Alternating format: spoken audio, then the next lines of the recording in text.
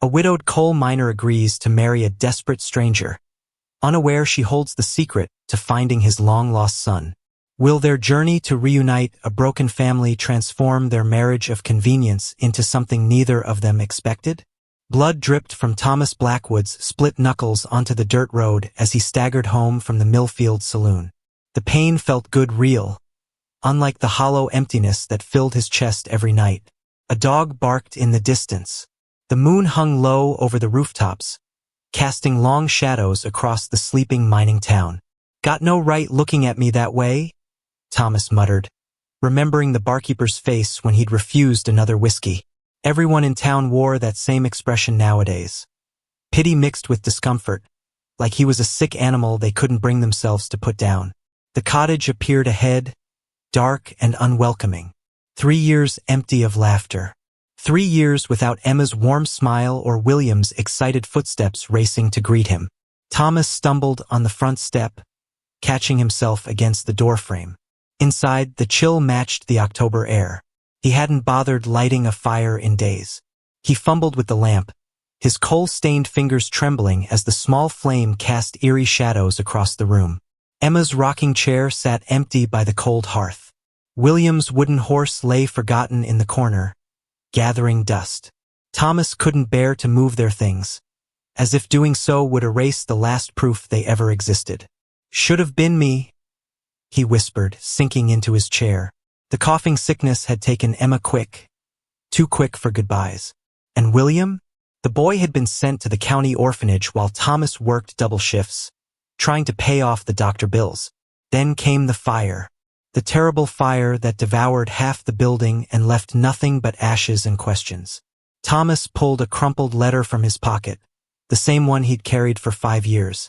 "Regret to inform you, presumed among the missing. No remains identified." The words blurred as he stared at them for the 100th time. Some nights he dreamed William had escaped, was living somewhere with a new family, happy and whole. Other nights, the nightmares of smoke and flames jolted him awake, gasping in the darkness. A sharp knock startled him. Thomas glanced at the small clock on the mantel, nearly midnight. Who would come calling at this hour? "Mr. Blackwood? Are you home?" The voice belonged to Reverend Porter, the young minister who'd buried Emma and held the memorial for William. Thomas considered staying silent, pretending to be asleep or gone. Instead, he dragged himself to the door, running a hand through his graying hair. Black as coal when Emma was alive, now streaked with ash at 36. "Reverend," Thomas acknowledged, not opening the door fully. "It's late." "Indeed, and I apologize for the hour." The Reverend's face showed concern beneath his wide-brimmed hat. "May I come in? There's been an incident at the station." Curiosity overcame Thomas's desire for solitude. He stepped back, allowing the Reverend to enter the dim cottage. Following behind Porter was Sheriff Mills, his badge catching the lamplight. "What's this about?" Thomas asked, suddenly conscious of his disheveled appearance. Sheriff Mills removed his hat. "There's been a robbery at the station. Lady passenger from Boston got her purse snatched while waiting for someone to meet her. Lost everything. Money, papers, all of it." Thomas frowned. "I'm sorry to hear it, but what's it got to do with me?" Reverend Porter cleared his throat. "The lady in question is Miss Hannah Sullivan. Her father was my seminary classmate years ago. She came here on my invitation, expecting to take the teaching position at our school, which got filled last month," the sheriff added. "Mason's eldest girl took it. I was to meet her tomorrow," the Reverend continued, looking ashamed. "I had no idea she'd arrive on the late train. My wife and I have the parsonage full with my sister's family visiting from Philadelphia." Thomas sensed where this was heading. "And you want me to—" "What, exactly?" "Offer her shelter," Reverend Porter said plainly. "Just for tonight. She can take my sister's room tomorrow. But tonight, you want a single woman to stay here? With me?" Thomas laughed bitterly. "Have you lost your mind, Reverend? You know how folks talk in this town." Sheriff Mills shifted uncomfortably. "It's just for one night, Blackwood. Unless you'd prefer I put her in the cell next to drunk Duncan." Thomas rubbed his aching head. Why me? Why not the Winters family? Mrs. Winters loves taking in strays. The Winters are in Harrisburg visiting their son, the Reverend explained. Please, Thomas. She has nowhere else to go. And she's waiting outside while you beg strangers to take her in? Thomas asked, moving toward the window. Sure enough, a slender figure stood by the sheriff's wagon, arms wrapped tightly around herself against the cold night air. Something about her lonely silhouette against the moonlight stirred a memory. Himself, standing outside the doctor's house the night Emma died, not wanting to go home to an empty house. The crushing weight of having nowhere to belong. One night, Thomas said sharply. She takes William's old room, and you come get her first thing tomorrow. Relief washed over the Reverend's face. Thank you, Thomas. I knew we could count on your Christian charity. Don't mistake this for charity, Thomas growled. I know what it's like to have nowhere to go. That's all. The men went to retrieve the woman, while Thomas hastily cleared old mining clothes from the small second bedroom. He hadn't entered it in years, but the faint smell of the lavender sachets Emma had made still clung to the air. William's wooden soldiers stood in formation on the shelf, guarding an empty bed.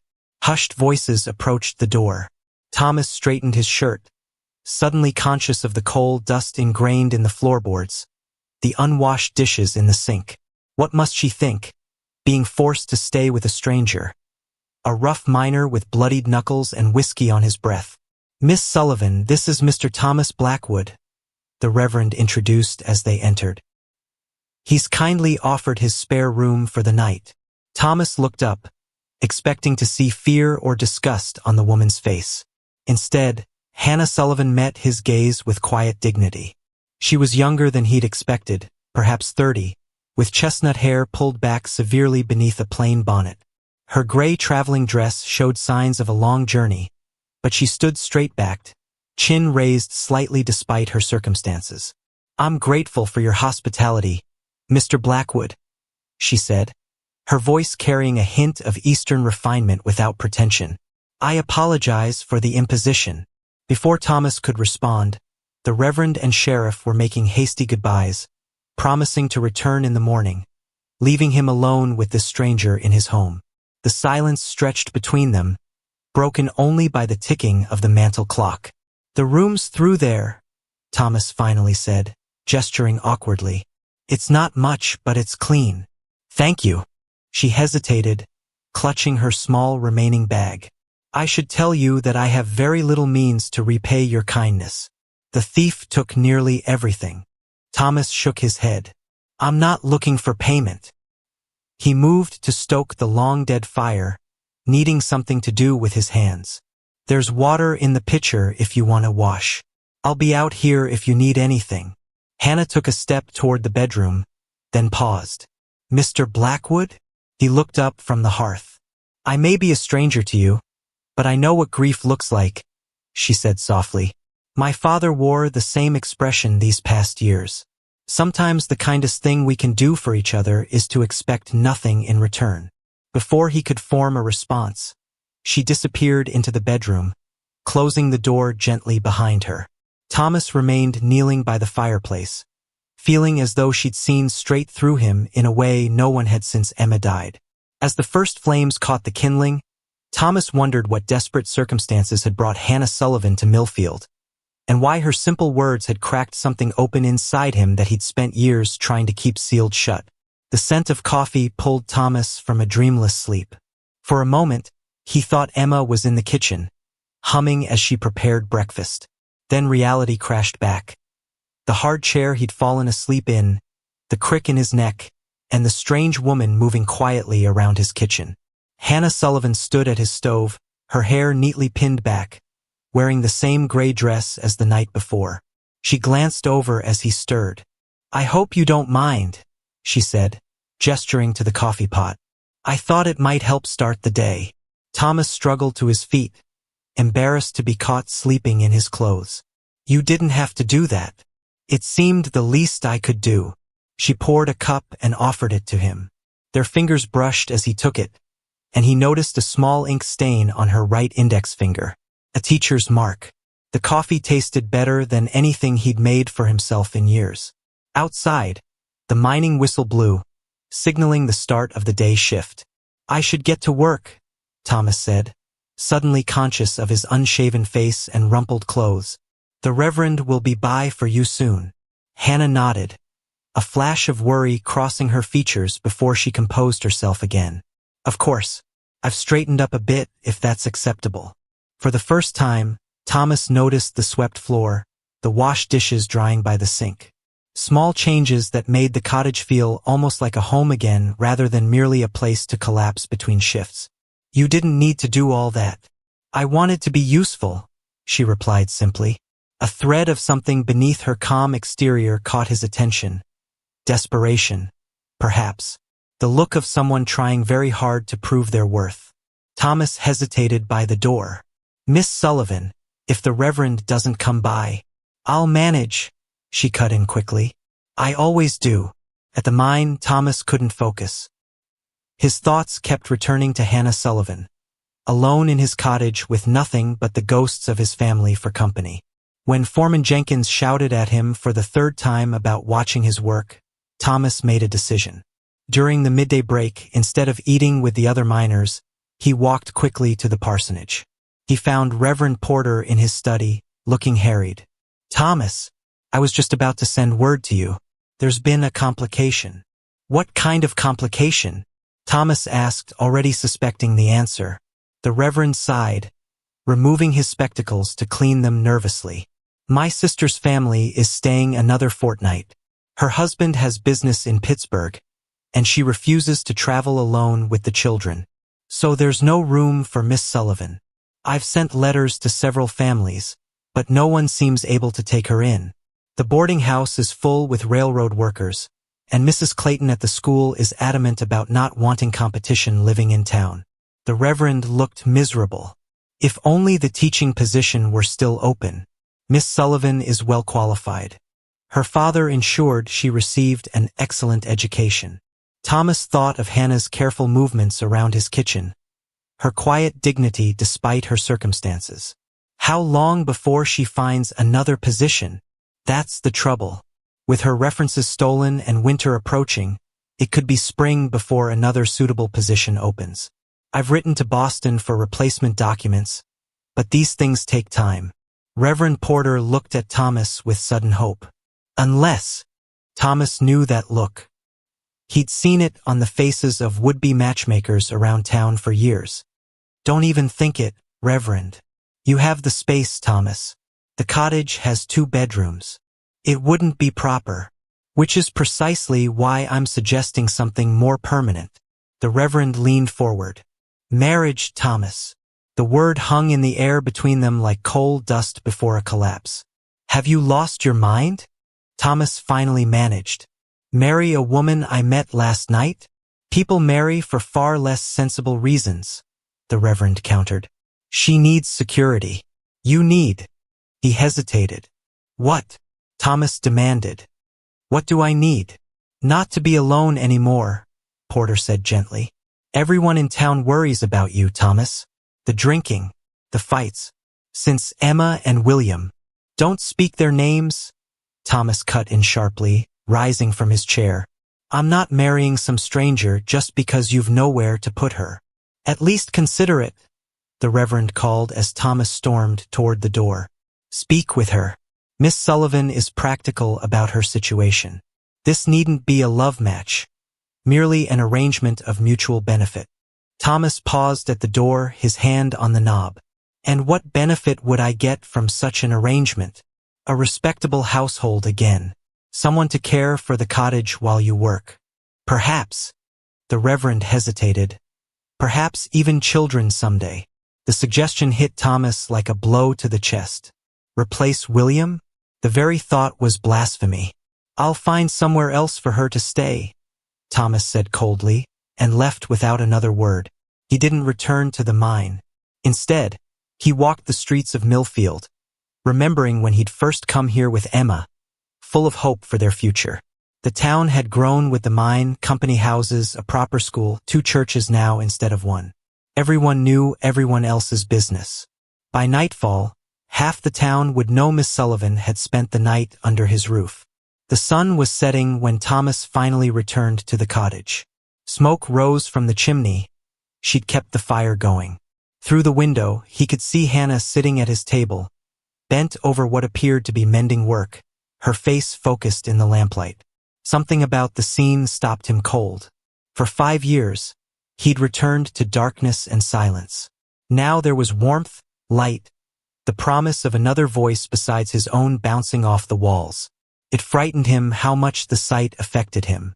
Hannah looked up as he entered, setting aside her sewing. One of his shirts, he realized, the one with the torn sleeve he'd never bothered to fix. "I hope you don't mind," she said, echoing her words from that morning. "I found your mending basket." Thomas hung his coat by the door. "The Reverend won't be coming." Her hands stilled, but her expression revealed nothing. "I see. His sister's family is staying longer. There's no room for you at the parsonage." Hannah nodded slowly, absorbing this news. "I understand. I'll gather my things and go where?" Thomas asked more gruffly than he intended. Her spine straightened. "I still have a few coins. Perhaps the hotel." "The hotel won't take a single woman traveling alone without proper references," Thomas interrupted. "Not in this town." A flash of fear crossed her face before she mastered it. "Then I'll move on to the next town. There's a westbound train tomorrow." "With what money? For what purpose?"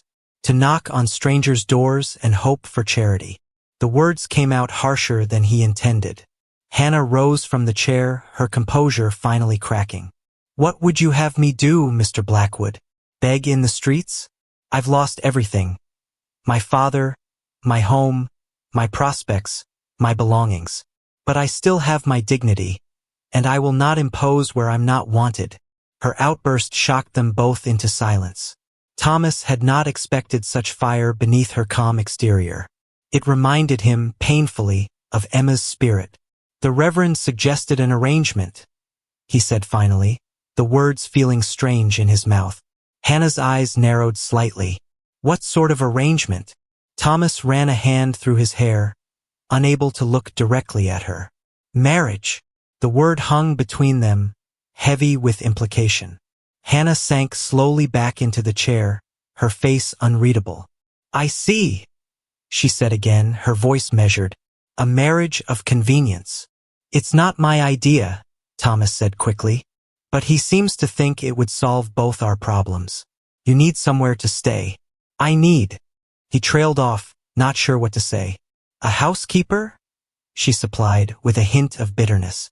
"Company," Thomas admitted, surprising himself with the truth of it. "The town talks. They worry. If I had a wife again, they might stop looking at me like I'm about to throw myself down a mine shaft." Hannah studied him, her intelligent eyes taking his measure. "And what of affection, Mr. Blackwood? Of love?" Thomas looked away. "I buried those feelings with my Emma. I have none left to give." "Then we understand each other," she said quietly. "I don't seek romance either. My father's illness taught me that security is what matters in this world." His eyes returned to her face, searching for signs of distress or resignation. Instead, he found clear-eyed pragmatism. "You'd consider it, then? Marrying a coal miner you've known one day?" "I'd consider a respectable arrangement that provides shelter and purpose," she corrected. "In exchange, I would keep your home, prepare your meals, maintain appearances in town. A business arrangement, essentially."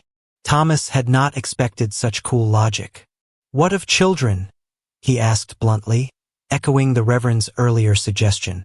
A shadow crossed Hannah's face. "My father's illness required care these past 5 years. I'm 32, Mr. Blackwood. I've made my peace with certain realities." The frankness of her answer left him without words. This wasn't the tearful, grateful response the Reverend might have expected. Here was a woman negotiating terms, clear-eyed about what she offered and what she needed in return. "I should tell you," Thomas said roughly, "that I drink sometimes. More than I should. I noticed. And I'm not much for talking or church-going these days." Hannah folded her hands in her lap. I don't require conversation, Mr. Blackwood, nor do I expect to change your habits. I simply need a place in this world, and you're offering one. The practicality of it all struck Thomas as both admirable and terribly sad. Where was this woman's family? Her friends? How had she come to be so alone that marrying a stranger seemed a reasonable choice? Before he could ask any of these questions, a sharp knock came at the door. Thomas opened it to find Mrs. Winters on his step, her face tight with disapproval. "Mr. Blackwood," she said stiffly, peering past him to where Hannah sat. "I've just returned from Harrisburg to hear the most extraordinary rumors. The Reverend tells me Miss Sullivan is staying here." Thomas felt a flash of anger at the intrusion. Miss Sullivan needed accommodations for the night. Mrs. Winters's eyebrows rose toward her hairline. "Unchaperoned? In a bachelor's home?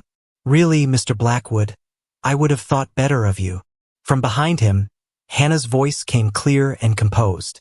"Mrs. Winters, I presume? How fortunate you've come by. Mr. Blackwood has just done me the honor of proposing marriage. We were discussing the arrangements when you knocked." Thomas turned in shock, but Hannah's face revealed nothing but calm certainty.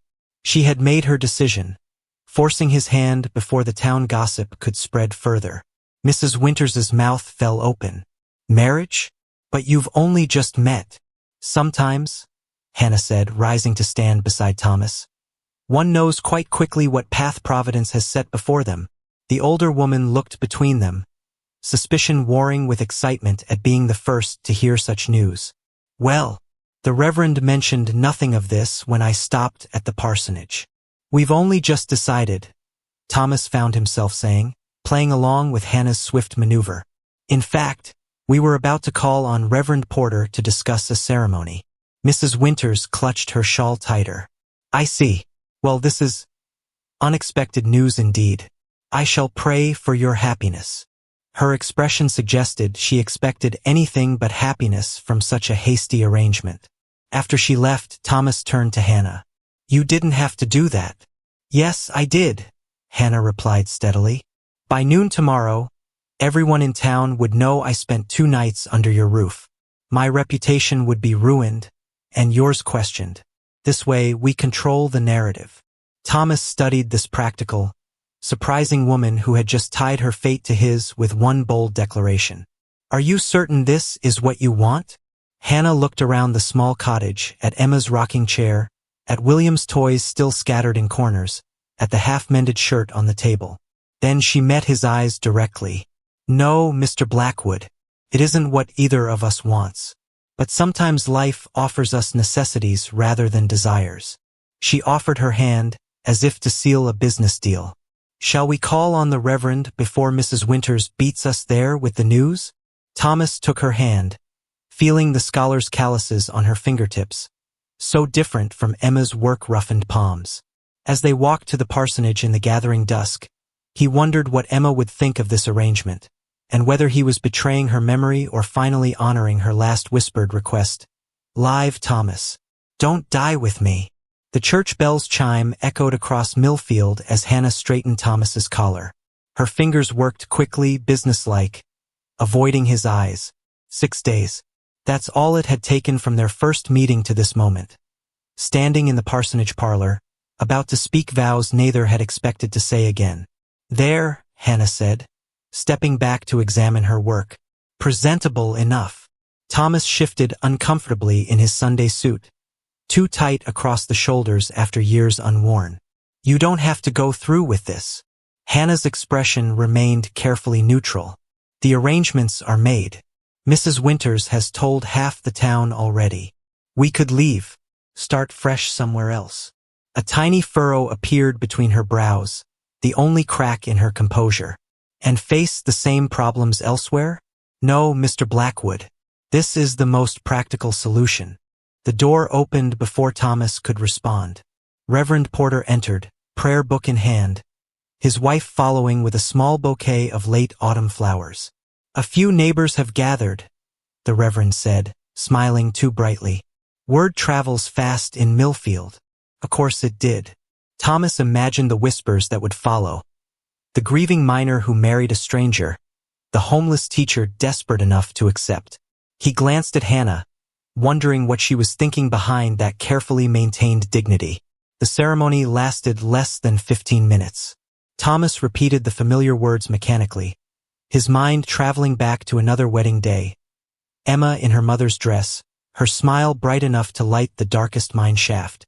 When he slipped the plain gold band onto Hannah's finger, his mother's ring, the only thing of value he still possessed, her hand trembled slightly despite her composed expression. "I now pronounce you husband and wife," Reverend Porter declared to the small gathering of curious onlookers. No one cheered. A few women dabbed at their eyes, whether from sentiment or pity, Thomas couldn't tell. The walk home passed in awkward silence. Hannah kept pace beside him, her new wedding band catching the weak December sunlight. Neighbors nodded as they passed, eager eyes following their progress through town. "We're quite the spectacle," Hannah observed quietly. "They'll find something new to gossip about soon enough," Thomas replied. At the cottage doorstep, Thomas hesitated. Some half-remembered wedding tradition nagged at him, something about thresholds. Before he could recall it, Hannah stepped past him into the house, solving the dilemma. Inside, the cottage looked different somehow. In the week since Hannah's arrival, small changes had transformed the space. The floors gleamed, scrubbed clean of years of coal dust. The windows sparkled, letting in more light than Thomas could remember. Emma's rocking chair had been moved to a cozy corner by the fire, a mending basket beside it as if it had always belonged there. "I hope you don't mind the changes," Hannah said, noticing his gaze. "I needed something to do while waiting." "It's your home now too," Thomas replied, the words feeling strange in his mouth. An uncomfortable silence fell between them. They were married, yet strangers, bound by law and necessity rather than affection. "I'll prepare supper," Hannah said finally, removing her bonnet and gloves. "I'll bring in more firewood," Thomas responded, grateful for a reason to step outside again. That night, they maintained separate bedrooms as agreed. Thomas lay awake, listening to the unfamiliar sounds of another person moving about his home. From beyond the wall came the soft creak of a bed, then silence. He wondered if Hannah was also lying awake, wondering what she had gotten herself into. Just before dawn, Thomas rose quietly and dressed for the mine. In the kitchen, he found a lunch pail prepared, sitting on the table alongside a pot of coffee still warm from the embers. A note in neat handwriting leaned against the cup. "Good morning, Mr. Blackwood. I wasn't sure when you leave. I hope this is early enough." The simple thoughtfulness of it caught him off guard. He'd grown so accustomed to caring for himself, to expecting nothing, that this small gesture felt strangely intrusive, a reminder that his solitary existence had ended. The mine swallowed Thomas for 12 hours, the familiar darkness a comfort after the unsettling newness at home. His fellow miners, of course, had heard about the wedding. "So, Blackwood's got himself a missus," Jim Fuller said during their brief break, his tone somewhere between congratulation and mockery. "Pretty one too, they're saying." Thomas focused on his food, ignoring the comments. "Heard she's educated," another miner added. "What's she want with a coal man?" "Leave him be," old Harris grunted. "Man's got a right to some happiness after what he's been through." Happiness. The word echoed in Thomas's mind as he descended back into the mine shaft. Was that what this arrangement was supposed to bring? He'd given up on happiness the day they buried Emma. This marriage was about survival, both his and Hannah's. When Thomas returned home that evening, the cottage glowed with lamplight. Through the window, he could see Hannah at the table, bent over a pile of papers. He paused, watching her. This stranger who was now his wife. Her hair had come loose from its pins, falling in a chestnut curtain as she worked. For a moment, she looked up from her task, her face unguarded, revealing a flash of worry before she noticed him at the window and quickly composed her features. Thomas entered, hanging his coat by the door. The warmth of the cottage wrapped around him, along with the unexpected scent of beef stew. "You're back," Hannah said, gathering the papers into a neat stack. "I hope stew is acceptable." Mrs. Porter brought over some vegetables. "Stew is fine," Thomas replied, washing his hands at the basin. aware of how the coal dust never truly came clean. "What are you working on?" Hannah hesitated. "Lesson plans. Old habits, I suppose. For when Mrs. Clayton's position opens? Perhaps." She ladled stew into a bowl for him. Although Mrs. Porter mentioned the mining company might need a clerk for their office. Someone who can keep accounts and write correspondence. Thomas looked up in surprise. "You'd do that?" Hannah met his gaze steadily. "I would do whatever is necessary to contribute to this household. I won't be a burden." "You're not a burden," Thomas said automatically, though the words rang hollow. Wasn't that exactly what he'd considered her when the Reverend first suggested this arrangement? A burden he'd taken on out of pity? They ate in silence, the ticking of the mantel clock marking the passage of time. This was marriage, Thomas thought grimly. Two strangers sharing food and space, bound by convenience rather than love. After supper, Hannah brought out a Bible, not Thomas's dust-covered one, but her own well-worn volume. "Would you mind if I read?" she asked. "It was my father's custom each evening." Thomas shrugged. "Do as you please." Her voice filled the cottage as she read, clear and steady, bringing the familiar verses to life in a way Thomas hadn't heard since childhood.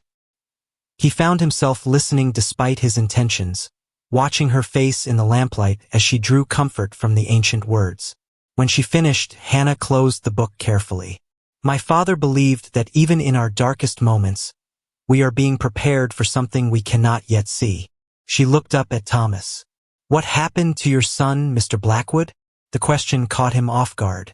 They had not spoken of William since their brief exchange that first night. "Why do you ask?" "Because his absence fills this house," Hannah replied simply. "And because I should know something of the family I've joined, even under these circumstances." Thomas stared into the fire, wondering how much to share. Finally, he began speaking, the words coming slowly at first, then faster.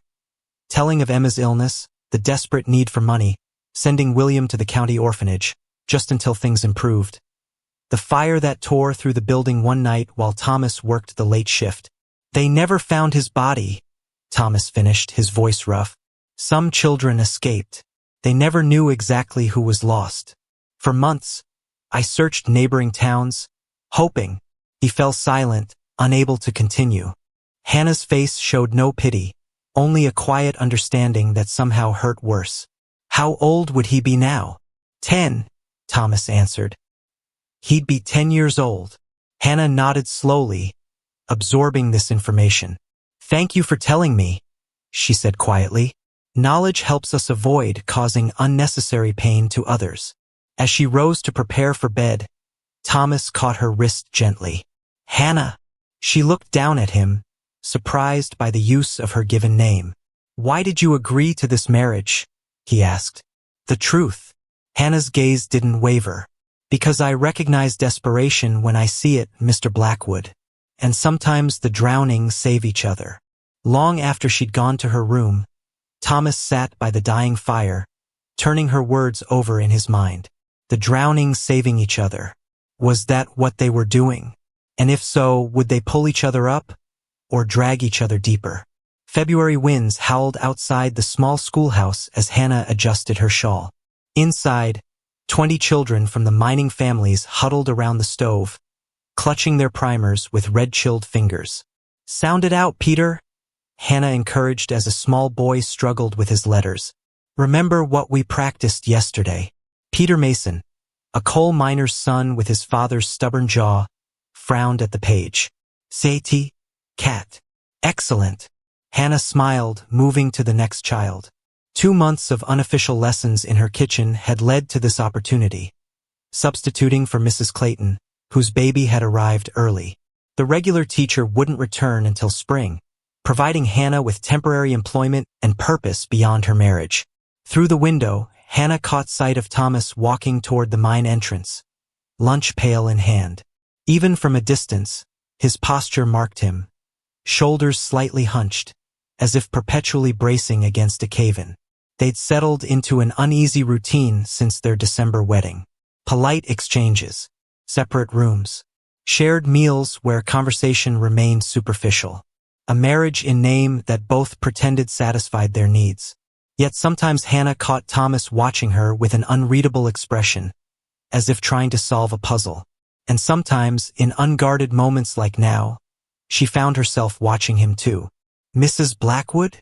A small voice pulled her attention back to the classroom. "Yes, Sarah?"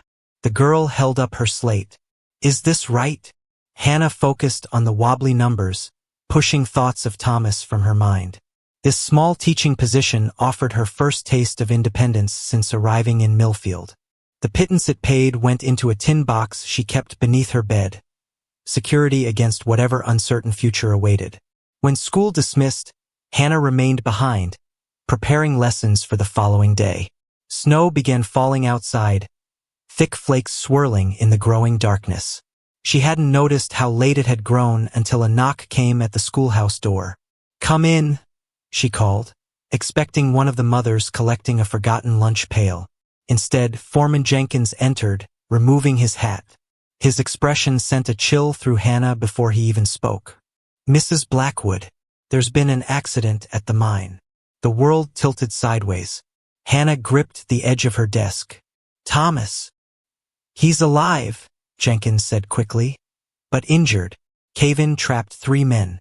Your husband helped get them out before the support beams gave way." Hannah grabbed her shawl, heart hammering. "Where is he?" "Doc Martin's.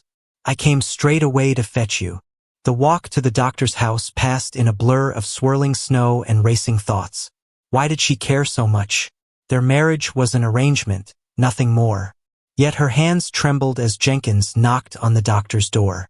Dr. Martin, a gray-haired man with kind eyes, let them in. "Mrs. Blackwood, your husband's in the back room. Broken ribs, shoulders dislocated, but he'll mend." Relief made Hannah's knees weak. "May I see him?" Thomas lay on a narrow examination table, his face ashen beneath the cold dust, eyes closed. His shirt had been cut away, revealing purple bruising spreading across his chest and shoulder. One hand was bandaged, but the other lay open at his side. Hannah moved forward silently, not wanting to wake him if he'd found relief in sleep. His eyelids fluttered open as she approached. "Hannah!" His voice was rough with pain. "I'm here," she said softly, unsure whether to take his hand. Thomas solved her dilemma by reaching for her, his fingers closing around hers with surprising strength. "The others." "2 made it out," Dr. Martin answered from the doorway. "Harris didn't. You did everything possible, Blackwood." Thomas closed his eyes again, grief washing over his features. "Not enough." Hannah squeezed his hand gently. "The foreman says you saved 2 lives. At the cost of another." Dr. Martin cleared his throat. "He'll need rest. Few weeks at least before he can return to work. You can take him home now, but he'll need help. Shouldn't be lifting anything, not with those ribs." The reality of what that meant sank in. Weeks of lost wages. Thomas would need care. Their careful distance would be impossible to maintain. "I understand," Hannah said, her mind already calculating what remained in her tin box, how they would manage. Getting Thomas home through the snowstorm took all Hannah's strength. He leaned heavily against her, each step clearly agonizing despite his attempts to hide it. Inside the cottage, the fire had died to embers. "Bedroom," Hannah directed, guiding him toward his room. "You need to lie down." "I can sleep in the chair," Thomas argued weakly. "Don't be foolish," Hannah replied, her tone allowing no argument. "You need proper rest." Once she had him settled on the bed, Hannah built up the fire, prepared a tisane for pain that her father had taught her, and gathered clean cloths to wash the cold dust from Thomas's skin. Only when these practical tasks were complete did she allow herself to consider their altered circumstances. "The mine will provide some compensation," Thomas said, watching her movements. "Not much, but something." Hannah nodded, bringing the steaming cup to his bedside. "I have some savings from teaching. We'll manage." Thomas's eyes narrowed. "You've been saving?" "Of course," Hannah replied matter-of-factly. "One must always prepare for difficulties." A hint of admiration crossed his face. "Always practical." Necessity teaches pragmatism. Hannah helped him sit up enough to drink, her hand supporting his back. The intimacy of the gesture was unavoidable, her fingers feeling the heat of his skin through the thin shirt Dr. Martin had provided. Thomas drank slowly, wincing as each swallow disturbed his ribs. When he finished, Hannah took the cup, their fingers brushing. "Why did you do it?" she asked suddenly. "Run back for the others when the supports were failing?" Thomas looked surprised by the question. Couldn't leave them, even knowing the danger? Especially then. His eyes met hers, suddenly intense despite his pain. "You think I have a death wish?" It wasn't a question. Hannah set the cup aside, choosing her words carefully. "I think you value your life less than others do. And that bothers you?" A challenge in his voice now. "It complicates our arrangement," Hannah replied, falling back on practicality. "I can't fulfill my part if you're not here to fulfill yours."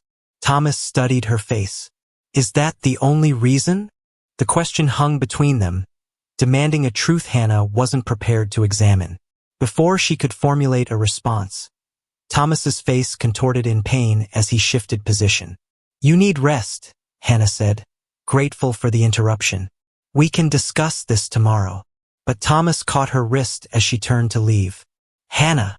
She looked back, finding his eyes clearer than she'd ever seen them, pain stripping away the usual guardedness. "Thank you," he said simply, "for coming, for helping." "We made a promise," Hannah reminded him, gently extracting her wrist. "For better or worse." A ghost of a smile touched his lips. "So we did." That night, Hannah slept poorly in her small bedroom, listening for sounds of distress from Thomas. Their careful arrangement had been disrupted, forcing a closer proximity than either had anticipated. She'd touched him more in one evening than in 2 months of marriage, had spoken more honestly, had felt more. Near dawn, Hannah woke to the sound of Thomas calling out. Not for her, but for William. The name tore from him in his sleep, raw with grief. Without thinking, Hannah rose and went to his door, opening it quietly. Thomas thrashed weakly in the bed, trapped in a nightmare, his injured ribs preventing him from moving freely. Sweat beaded on his forehead despite the room's chill. "William!" he called again, the name breaking in the middle. Hannah moved to his bedside, placing a cool hand on his forehead. "Shoo!" she soothed. "It's just a dream." Thomas stilled at her touch, his eyes opening but unfocused. "Emma?" The name of his dead wife pierced Hannah unexpectedly. "No," she said softly. "It's Hannah." Confusion clouded his face for a moment before recognition returned. "Hannah," he repeated as if testing the name. "I was dreaming." "I know," she said. "Try to rest." As she turned to leave, Thomas caught her hand. "Stay," he whispered. "Please." Hannah hesitated only briefly before pulling the rocking chair closer to his bedside. She sat, keeping her hand in his. "I'll stay until you sleep." Thomas's eyes drifted closed, his breathing gradually steadying. Long after his grip relaxed, Hannah remained, watching the rise and fall of his chest, troubled by the unfamiliar emotions stirring within her. This was not part of their arrangement. Their marriage was supposed to be practical, distant, a solution to mutual problems.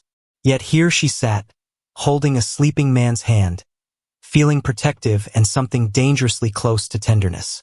As dawn light crept into the room, Hannah carefully extracted her hand and returned to her own bed.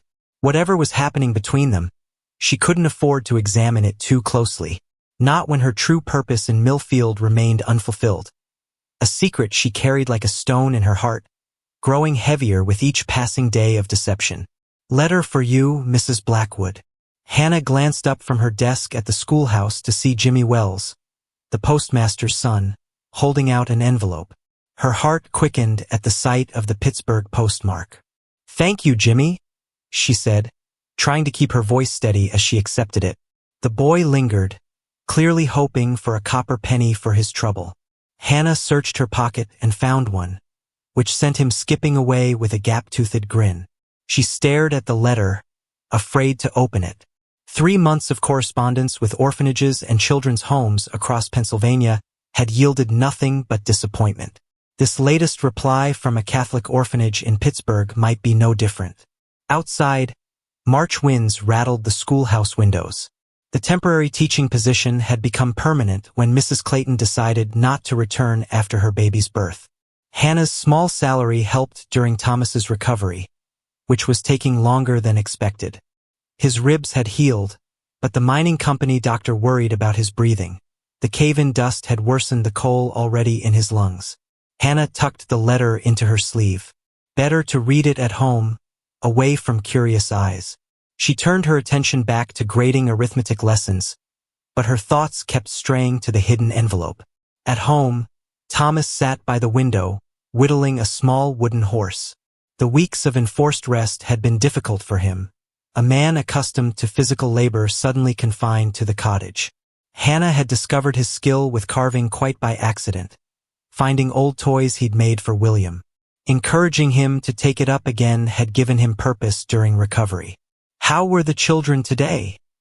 he asked, looking up as she entered. The simple domesticity of the question made Hannah pause. Somewhere in these months of caring for Thomas, of helping him dress when his shoulder wouldn't cooperate, of reading to him during long evenings by the fire, something had shifted between them. The careful distance had narrowed.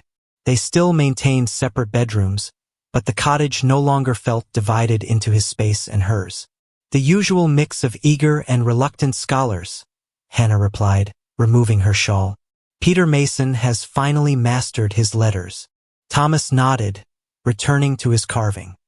"His father will be pleased. Jim's always wanted better for his boy than mining." Hannah busied herself preparing supper, the letter burning against her skin where she'd hidden it. Only when Thomas stepped outside to bring in firewood did she quickly retrieve it, breaking the seal with trembling fingers. "Dear Mrs. Blackwood," it began. "In response to your inquiry about children relocated following the Westmoreland County Orphanage fire of 1880, we have consulted our records as requested. A boy matching your description was indeed brought to our care by a Mr. and Mrs. Carter." Hannah's breath caught. After months of dead ends, finally a trace. The letter continued. "The Carters had initially hoped to adopt the child but found themselves unable to provide for him when Mr. Carter lost his position. The boy was transferred to St. Mary's Home in Harrisburg approximately 3 years ago. We have forwarded your inquiry to them and included their direction below." Hannah pressed the letter to her chest, heart racing. Could it be William? The timing matched. The Carters had taken in a boy during the confusion following the fire. A boy whose description matched what Thomas had told her of his son.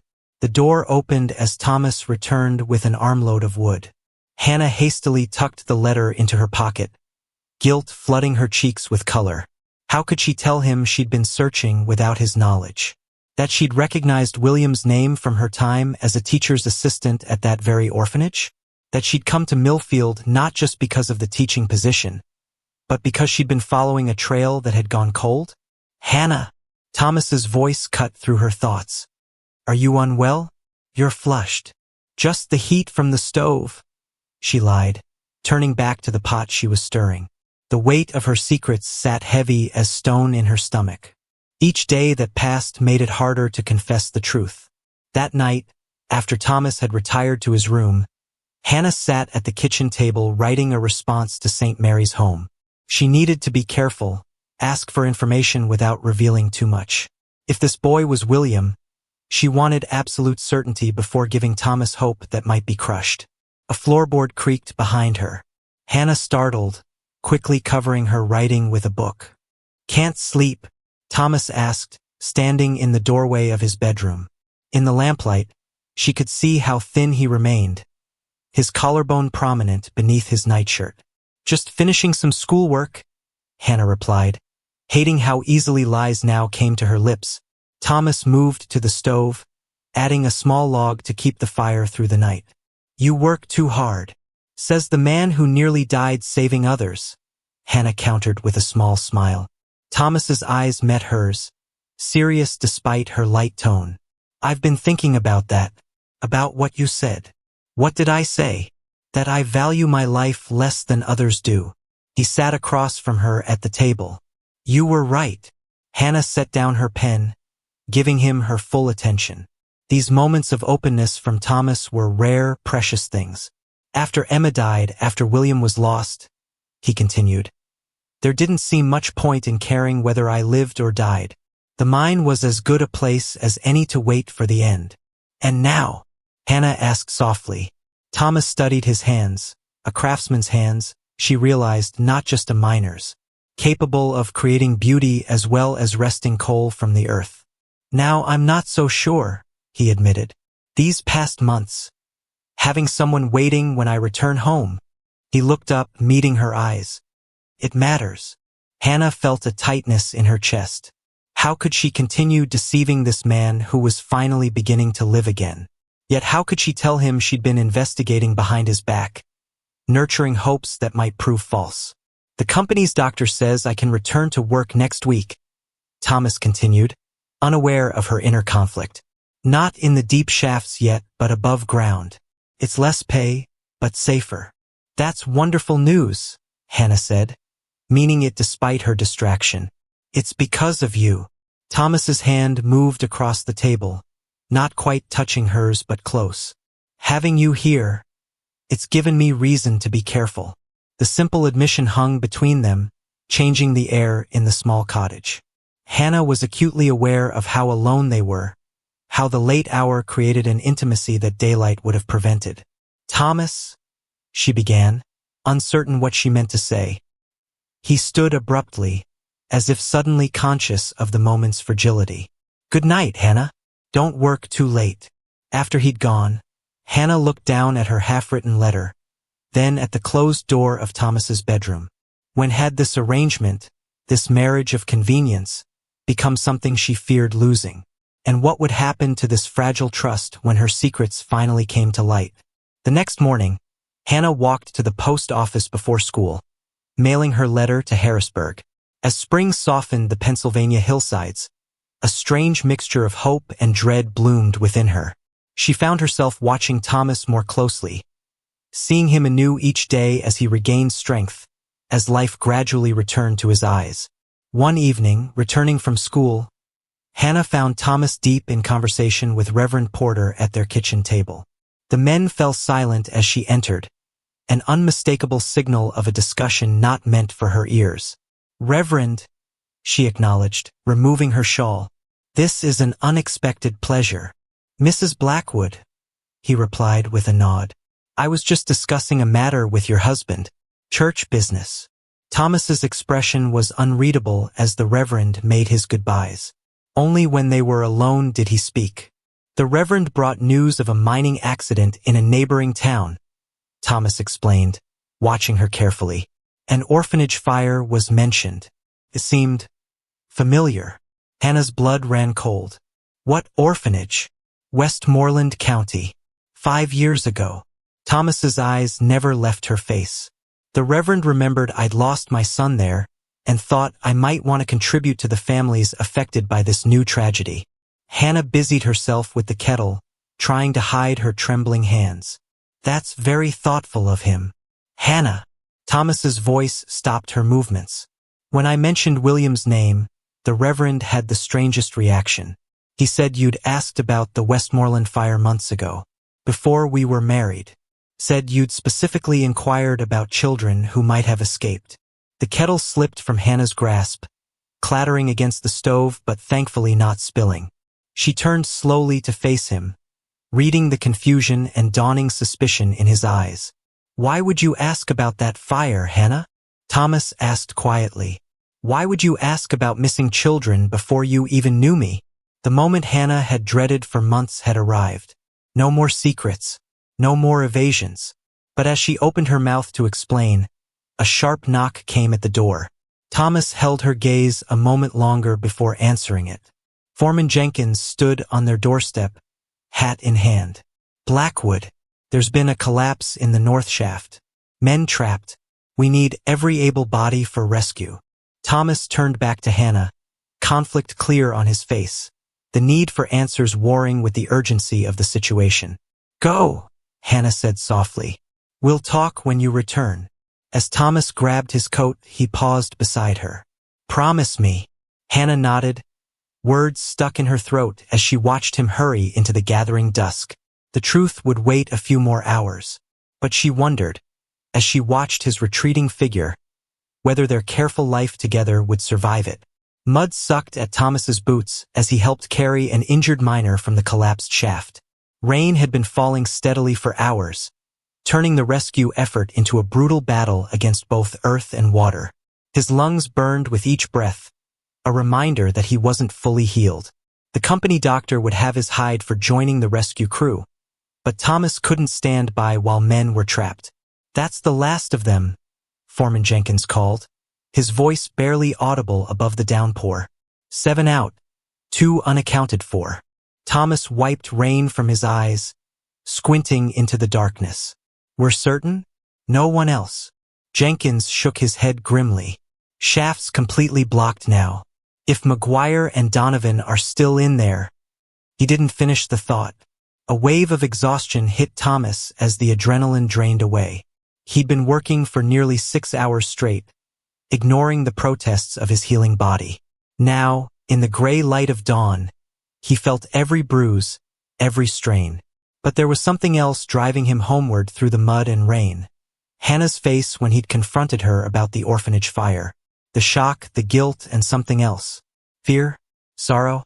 He couldn't name it, but he knew their conversation couldn't wait any longer. The cottage was silent when Thomas entered, dripping rainwater onto the clean floor. He expected Hannah to be asleep at this early hour, but she sat at the kitchen table, fully dressed, hands clasped around a cup of cold tea. Her face was pale, eyes shadowed with a night of waiting. "The men?" she asked immediately. "5 injured, 2 missing, likely dead," Thomas answered, removing his sodden coat. "The others will recover." Hannah nodded, rising to stoke the banked fire. "You need dry clothes and something hot to drink." Thomas caught her arm as she passed. "Hannah, we need to talk." She didn't resist, but he felt the tension in her body. "Yes, we do. Why were you asking about the Westmoreland fire?" Thomas repeated his question from the previous evening. "Why were you asking about missing children before you came to Millfield?" Hannah took a deep breath, seeming to gather courage. "Because I worked there, Thomas. I was teaching at the Westmoreland County Orphanage when it burned." The revelation hit Thomas like a blow to the chest. He released her arm, staggering slightly. "You were there? The night of the fire?" Hannah nodded, her eyes never leaving his face. "I'd been hired as a teacher's assistant 3 weeks before. When the fire started, I helped evacuate the children. In the confusion, several were taken by passing families before proper records could be made." Thomas's mind raced, trying to process this information. Did you know William?" "My son." "Not by name," Hannah answered carefully. "Not then. There was a boy with a crescent-shaped birthmark below his right ear. He was taken by a couple traveling west." Thomas's hand went automatically to his own ear, where the same crescent mark hid beneath his hair. A family trait passed from father to son. "William had such a mark," he whispered. "I know." Hannah moved toward the small desk where she kept her teaching materials. From a locked drawer, she withdrew a bundle of letters. "I've been writing to orphanages along the likely routes since before I came to Millfield." All this time, Thomas felt as though the ground were shifting beneath him. "You've been searching for my son without telling me?" Hannah held out the letters with a trembling hand. "At first, I didn't know you were his father. When the Reverend asked me to stay here that first night, he only mentioned you had lost a child. It was only after our arrangement, when I saw William's portrait, that I realized the connection." Thomas took the letters, scanning the top one with disbelief. "Why keep it secret? Why not tell me?" "I was afraid," Hannah admitted, her composure finally cracking. "Afraid of giving you false hope. Afraid you would think I'd married you because of your connection to the boy, that I'd manipulated the situation somehow." Thomas sank into a chair, the weight of her words, of the possibility they contained, overwhelming him. "Have you found him?" he asked, his voice hardly more than a whisper. Hannah knelt beside his chair, her face alight with cautious hope. I believe so. A boy matching William's description was taken in by a family named Carter. They kept him for 2 years before financial hardship forced them to place him in another orphanage in Harrisburg. I've written to confirm it's him. We're waiting for their reply. Thomas stared at her, emotions warring within him. Anger at the deception, desperate hope that his son might be alive, and bewilderment at Hannah's role in it all. Why? He asked finally. Why would you do this? Search for years for a child you barely knew. Hannah looked down at her clasped hands. After the fire, I couldn't sleep, couldn't eat. The faces of those missing children haunted me. I took a position at my father's church school, but every spare moment, I wrote letters, followed rumors. When my father fell ill, I cared for him, but continued searching whenever possible. She looked up, meeting Thomas's gaze directly. When he died, I had nowhere to go. The Reverend's letter offering a teaching position in Millfield seemed providential. A chance to continue my search in the area where one of the families had been heading. So our marriage was just convenient for your search? Thomas asked, a new hurt blooming. No. Hannah reached for his hand, then stopped herself. No, Thomas. Our marriage was exactly what we agreed upon, a practical arrangement benefiting us both. My search for the missing children for your William was separate. A promise I made to myself years ago. Thomas stood abruptly, needing distance to think. The revelation that Hannah had been at the orphanage, had potentially seen William alive after he believed his son lost forever. It was too much to process. I need air, he said roughly, moving toward the door. Thomas, please. Hannah's voice stopped him. I know I should have told you sooner. I was wrong to keep this from you. But now we might have a chance to find him, to bring your son home. Thomas turned back, seeing the desperation in her face, the genuine regret. How can I trust anything you say now? Our entire marriage has been built on this secret. Not our entire marriage, Hannah replied softly. The foundation may have been practical, but what we've built these past months, the care, the respect, She hesitated, then continued more firmly. That has been real, Thomas. At least for me. Before Thomas could respond, a sharp knock came at the door. Hannah opened it to find Jimmy Wells again, holding another letter. Special delivery, Mrs. Blackwood. The boy announced importantly. All the way from Harrisburg. Ma said to bring it straight away since you've been asking after it. Hannah thanked him with another penny, then stood holding the envelope, her hands visibly shaking. She looked at Thomas, a question in her eyes. Open it, he said, his voice rough with emotion. The letter was brief, but its contents changed everything. The director of St. Mary's Home confirmed that a boy matching William's description, age, appearance, and the distinctive crescent birthmark, had indeed been in their care until recently. The boy had spoken often of his father, a coal miner, who would come for him someday. Most significantly, the boy had been placed just 2 months earlier with a farming family outside Cleveland. He's alive? Thomas whispered, the world tilting around him. My son is alive. Hannah's eyes filled with tears. Yes. Thomas sank back into the chair, overwhelmed. 5 years of grief, of guilt, of believing his son lost forever, and now this sudden, miraculous hope. We have to go to him. I have to see for myself.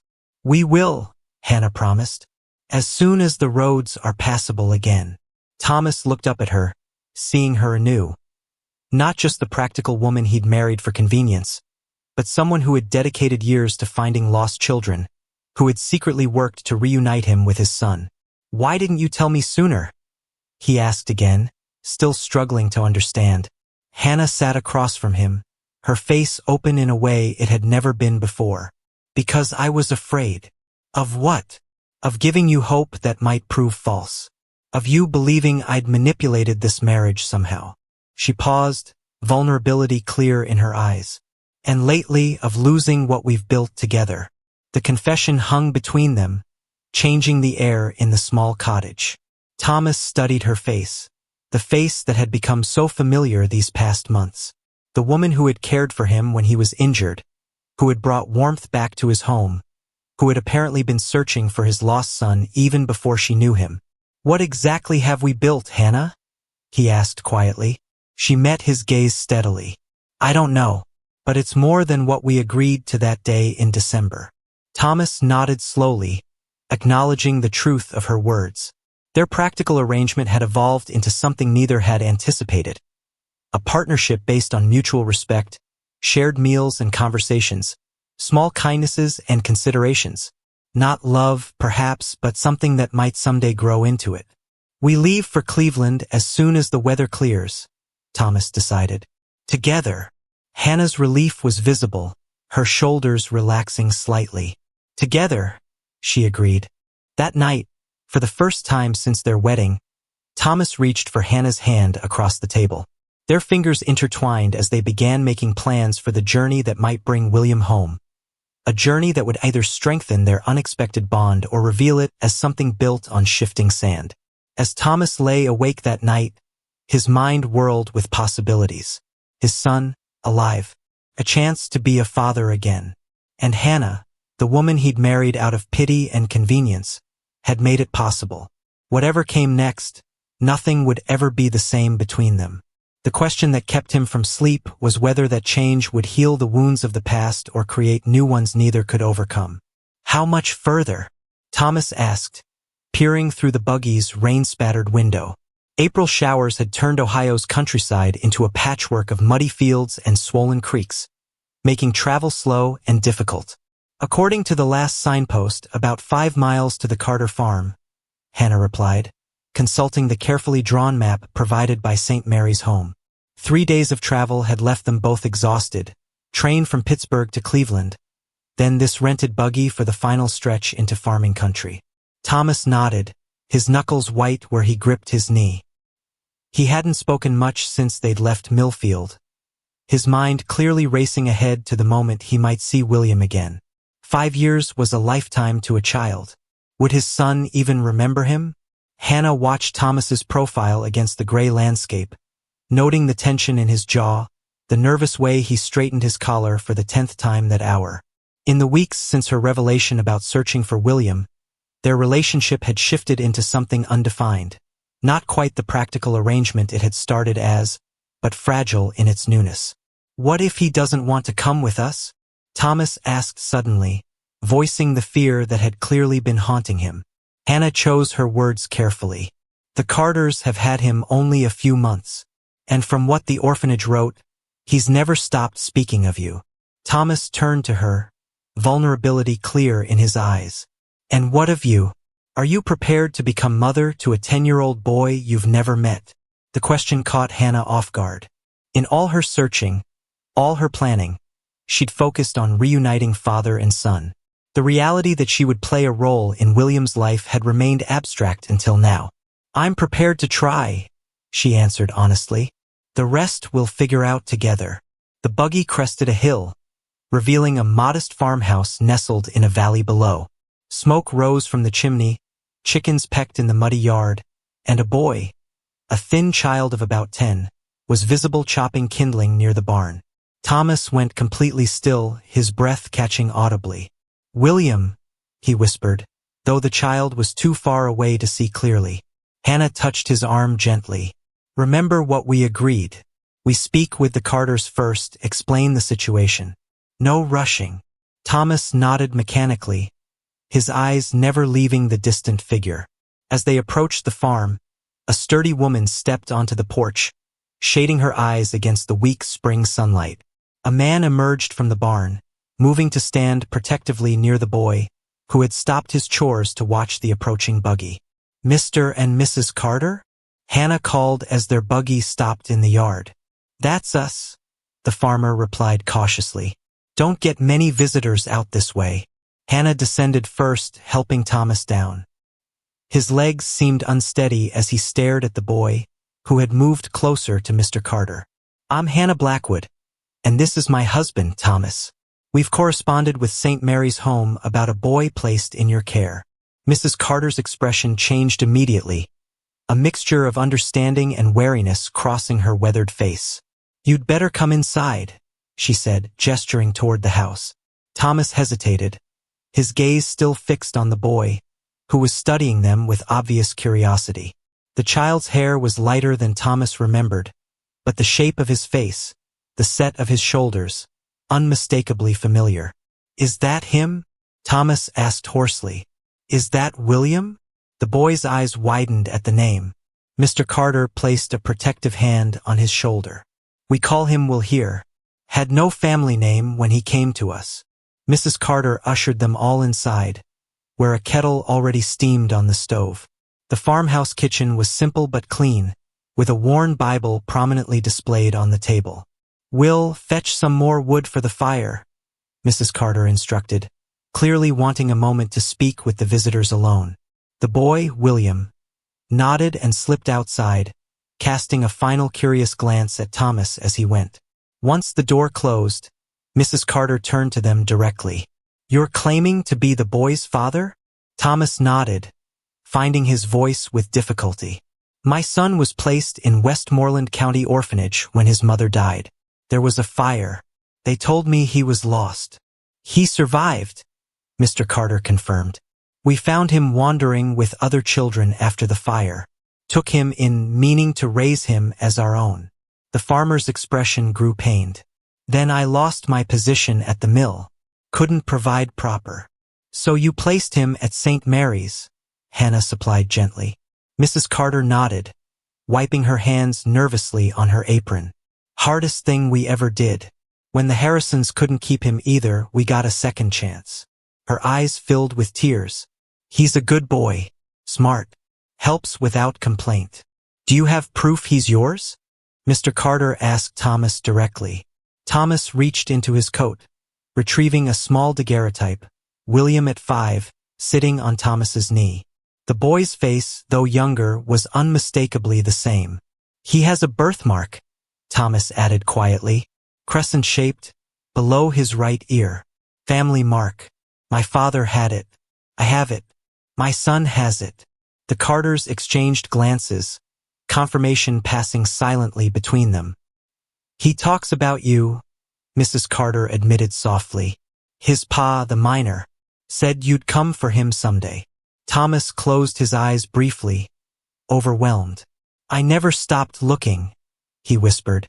"Never in my heart." The door opened as William returned with an armload of wood. He stopped short, sensing the emotional weight in the room. "Will," Mrs. Carter said gently, "this man has come a very long way to see you. He believes he might be your father."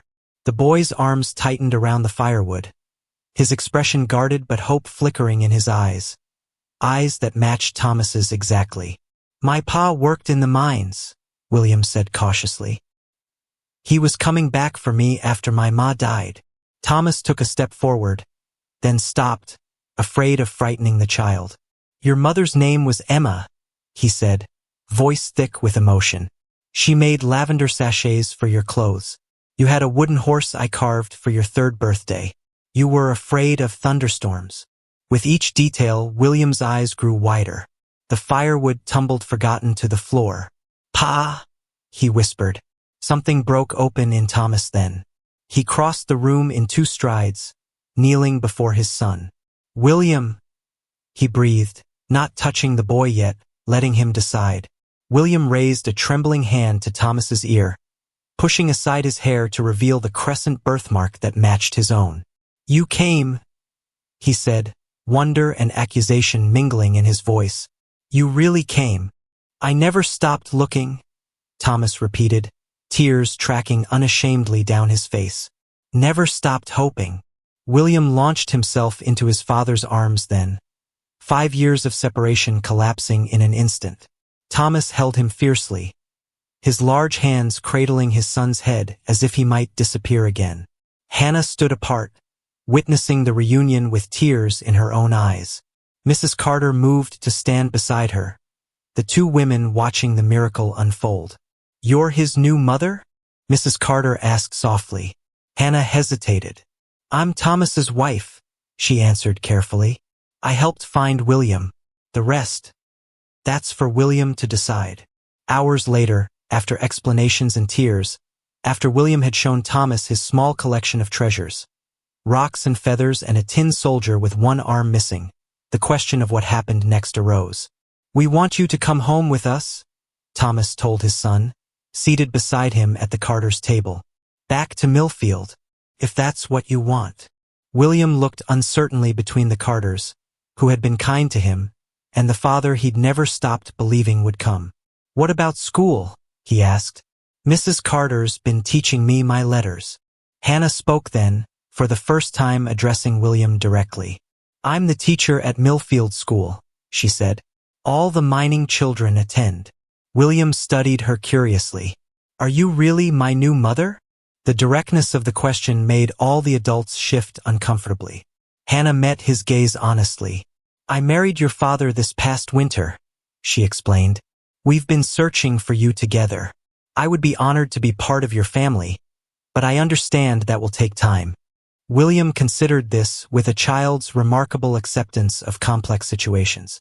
"Did you know my real mother?" Hannah shook her head. "No. But your father has told me she was kind and brave and loved you very much." William nodded, satisfied with this answer for now. "Can I bring my collections?" he asked, turning back to Thomas. "Mrs. Carter says a man needs his important things." "Every last one," Thomas promised, his voice rough with emotion. That night, William slept in a small trundle in the Carter spare room where Thomas and Hannah had been offered lodging. As the boy's breathing deepened into sleep, Hannah watched Thomas watching his son, memorizing the child's features as if afraid he might vanish. "He has your eyes," Hannah whispered, "and your determined chin." Thomas glanced up, a vulnerability in his expression Hannah had never seen before. "Thank you," he said simply, "for finding him, for bringing him back to me." Hannah nodded, unsure how to respond to the raw gratitude in his voice. In the quiet farmhouse, with William's steady breathing the only sound, something shifted between them again. Deeper than their practical arrangement, more honest than their recent cautious interactions. "What happens when we return to Millfield?" Hannah asked quietly. "To our arrangement?" Thomas considered the question, his gaze returning to his sleeping son. "I don't know," he admitted. "But it can't be the same, can it?" "No," Hannah agreed. "It can't." The acknowledgement hung between them, a recognition that finding William had changed everything, had forced them to confront the nature of their marriage in ways neither had anticipated. "We should sleep," Hannah said finally. "Tomorrow will bring its own challenges." As she settled onto her side of the bed, still maintaining the careful distance they'd established, Hannah wondered what awaited them back in Millfield. Their practical marriage had served its purpose. William was found. The secret search was over. What remained to be seen was whether what had grown between them in these months was strong enough to build something new. A real family for a boy who had lost so much, and perhaps a real marriage for two people who had begun with nothing but necessity and convenience. Millfield's church bells rang out across the valley, summoning worshippers for Sunday service. Hannah adjusted William's collar one last time, smoothing down a cowlick that refused to be tamed. "Do I have to go?" the boy asked, fidgeting in his new clothes. 2 weeks back in Millfield had brought many adjustments. A new home, new town, new faces watching his every move with curious eyes. "Your father's waiting," Hannah replied gently. "First impressions matter in a small town." William sighed dramatically but nodded. In the short time since his return, Hannah had discovered his quick mind, his endless questions, and his stubborn streak, all qualities that reminded her of Thomas. Outside the cottage, Thomas waited patiently, dressed in his Sunday best. The changes in him since William's return were remarkable. He stood straighter, smiled more readily, and had not touched a drop of whiskey. The mining company had permanently assigned him to surface work, recognizing his skill in detecting unsafe conditions after the last cave-in. "Ready?" Thomas asked as they emerged. His eyes met Hannah's over William's head, a silent communication that had developed between them since their journey to Ohio. The walk to church attracted attention from every porch and garden they passed. News of William's miraculous return had spread through Millfield like wildfire. Some called it a miracle, Others whispered about Hannah's convenient appearance just months before the boy was found. Small towns thrived on such mysteries. Reverend Porter greeted them at the church steps, his face alight with genuine joy. "The prodigal returns," he said, clasping Thomas's shoulder. "God works in mysterious ways." "Indeed he does," Thomas replied, his hand protectively on William's shoulder. Inside, the congregation made little effort to hide their curiosity. Mrs. Winters sniffed disapprovingly when William accidentally kicked the pew in front of them, while her unmarried daughter Catherine studied Hannah with narrowed eyes. "Everyone's staring," William whispered loudly enough for nearby congregants to hear. "They're just happy for us," Hannah assured him, though the scrutiny made her own shoulders tense. After the service, the expected gathering occurred on the church lawn, neighbors approaching to welcome William home, to congratulate Thomas, to assess whether the strange circumstances of the Blackwood family warranted further gossip. "He has your look about him, Blackwood," old Harris observed gruffly. "Got that same determined jaw." "Spitting image," Mrs. Porter agreed, patting William's head as if he were a much younger child. William endured the attention with surprising grace, answering questions politely but pressing closer to Thomas with each new face that approached. Hannah stood slightly apart, watching father and son navigate this social gauntlet together. Though she'd accompanied William to school each day, helped him settle into the cottage, and tended to his needs alongside Thomas, she remained uncertain of her place in this reunion story. "Quite the miracle worker, aren't you, Mrs. Blackwood?" Hannah turned to find Mrs. Winters beside her, a calculating smile on her thin lips. "Finding the boy so quickly after marrying his father," the older woman continued, "almost as if you knew where to look all along." The implication hung in the air between them, the same whispers Hannah had heard around town since their return with William. "God guided our search," Hannah replied evenly, borrowing the Reverend's phrasing. "We're grateful for his providence." Mrs. Winters pursed her lips. "Indeed, Providence has been most kind to you, Mrs. Blackwood. A teaching position, a husband, and now a ready-made family. Quite the rise in circumstances for a woman who arrived with nothing but a borrowed dress." Before Hannah could respond, William appeared at her side, slipping his small hand into hers with natural ease. "Pa says we can go home now," he announced. "He promised to show me how to carve a whistle." Mrs. Winters's expression softened slightly at the boy's innocent interruption. "You must be very happy to be home, William." The boy looked up at Hannah, then back at the nosy neighbor. "I am," he said simply. "I got my pa back, and Hannah reads better stories than anyone at the orphanage." The simple declaration, spoken with a child's honesty, left Mrs. Winters momentarily speechless. Hannah squeezed William's hand gently, unexpectedly touched by his endorsement. As they walked home, William between them, Hannah found herself studying Thomas's profile. The changes in him went beyond the physical improvements. There was a peace in his expression that hadn't been there before, even in the quiet moments they'd shared during his recovery. "What shall we have for Sunday dinner?" Hannah asked as they approached the cottage. "Chicken and dumplings," William suggested immediately, "like Mrs. Carter used to make." A shadow crossed Thomas's face at the mention of the farm family who had briefly cared for his son. The Carters had released William with surprising grace, recognizing the boy's rightful place was with his father. Still, William spoke of them often, and Hannah had encouraged him to write letters, believing the connection important to his adjustment. "I'm not sure I know Mrs. Carter's recipe," Hannah admitted, "but I can try my own version." Inside the cottage, William immediately ran to check on the small garden box Hannah had helped him plant, radishes and carrots pushing their first green shoots through the soil.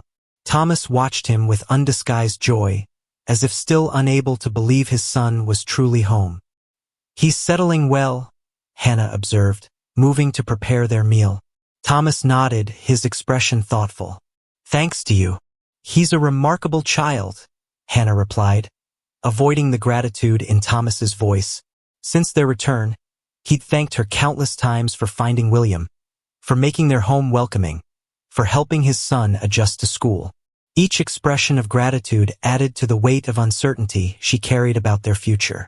As afternoon sunlight streamed through the windows, William fell asleep on the small rug before the hearth, exhausted from the excitement of church and the constant attention of the townspeople. Thomas covered him with a light blanket, then joined Hannah at the kitchen table where she was preparing lessons for the coming week. "We need to talk," he said quietly, conscious of their sleeping child nearby. Hannah set down her pen, heart quickening. "Yes, I suppose we do. Our arrangement," Thomas began, choosing his words carefully.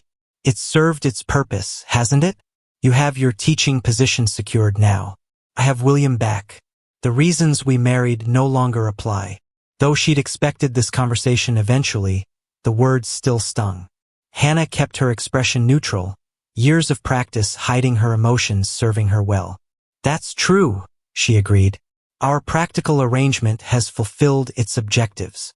Thomas studied her face, seeming to search for something beyond her composed exterior. "Yet things have changed between us, haven't they?" Hannah met his gaze directly. "How do you mean?" "You know how," Thomas replied softly. "These past months, caring for each other during my recovery, finding William together, building this home." He gestured around the cottage that had transformed from his grief-filled sanctuary to their shared space. "It's become more than an arrangement of convenience." Hannah's carefully maintained composure wavered. "Has it?" "You tell me," Thomas challenged gently. "When you sit reading to William in the evenings, when you mend my shirts without being asked, when you save the last piece of pie for me because you know it's my favorite. Are those the actions of a woman fulfilling a contract?" The directness of his question left Hannah momentarily speechless. For months, she'd hidden behind the safety of their arrangement, afraid to examine her growing feelings for both Thomas and William. "And you?" she countered finally. "Bringing wildflowers for my desk at school, walking me home each day, making that bookshelf for my teaching materials. Are those the actions of a man who married out of pity?" A smile touched the corner of Thomas's mouth. "You know they're not." From the hearth came the soft sound of William stirring in his sleep, murmuring something unintelligible before settling again. Both adults glanced toward him, this child who had inexplicably brought them together and now bound them in ways neither had anticipated. "What are you suggesting?" Hannah asked, returning her attention to Thomas. "A new arrangement," he proposed. "Not one born of necessity or convenience or pity, but one built on what's grown between us these past months." Hannah's heart raced at his words, hope and fear mingling uncomfortably in her chest. "And what exactly has grown between us, Thomas?" Instead of answering directly, Thomas reached across the table, taking her hand in his calloused one. "When I thought I'd lost William, I stopped living, just existed, day to day, waiting for an end I was too cowardly to seek directly." His thumb traced circles on her palm. "You brought me back to life, Hannah. First with your quiet strength, then with hope when you found my son. Now with this home you've built for us." Tears threatened at the edges of Hannah's vision. "I came to Millfield with nothing but determination to find those missing children, to right a wrong I couldn't prevent." She turned her hand to grasp his more firmly. "I never expected to find a place where I belonged." "You belong here," Thomas said simply. "With us. With me." He hesitated, then added softly, "If you want to." The question hung between them, not a proposal this time, but something more profound. A choice to transform their marriage of convenience into something genuine, something chosen rather than necessitated by circumstance. "William needs stability," Hannah said, not quite answering directly. "He's lost so much already." "I'm not asking for William's sake," Thomas clarified gently. "Though he adores you, I'm asking for mine, for yours." Before Hannah could respond, William's voice came from the hearth, startling them both. "Are you and Hannah getting married again, Pa?" The boy had awakened unnoticed, and now sat rubbing sleep from his eyes, the blanket pooled around him. Thomas didn't release Hannah's hand as he turned to his son. "No, William. Hannah and I are already married. We're just deciding what kind of marriage we want to have. William considered this with a child's practical understanding. The kind where you sleep in the same room like the Carters? They said that's what married people do. Hannah felt heat rise to her cheeks at the innocent observation, while Thomas cleared his throat awkwardly. Something like that, he managed. Would that bother you? William shook his head. Hannah already feels like family, he said matter-of-factly. She makes the bad dreams go away, like Ma used to. The simple declaration brought fresh tears to Hannah's eyes. While she'd been carefully maintaining appropriate distance, uncertain of her role, William had already accepted her as part of his reconstructed family. Thomas turned back to Hannah, a question in his eyes. What do you say, Hannah? Shall we make this marriage real? Not for convenience, not for William, but for us. Hannah looked from father to son, these two people who had unexpectedly become the center of her world. The practical arrangement she'd entered for security had evolved into something she hadn't dared hope for. A family, a home, a place to belong. Yes, she answered simply. A real marriage, a real family. Thomas's smile transformed his face, erasing the last shadows of grief that had haunted him since she'd first arrived at his door. He leaned across the table, pressing his lips gently to hers, their first true kiss, witnessed by a grinning 10-year-old boy who whooped with excitement. As autumn painted the hills around Millfield in shades of gold and crimson, Hannah stood in the schoolyard watching William play with the other children. His integration into the community had been smoother than she'd feared, his natural charm and intelligence winning over classmates and their parents alike. Thomas approached from the direction of the mine, earlier than usual. Since their decision to make their marriage real, he'd taken to walking her home from school each day, the three of them returning to the cottage together. You're early, Hannah observed as he reached her side. Special occasion, Thomas replied, a mysterious smile playing at his lips. William, time to go home. The boy came running, face flushed with play. Already? But Jimmy was going to show me his new marbles. Marbles will wait for tomorrow, Thomas assured him. We have something important at home. Hannah raised an eyebrow questioningly, but Thomas merely offered his arm, leading them through town with barely contained excitement.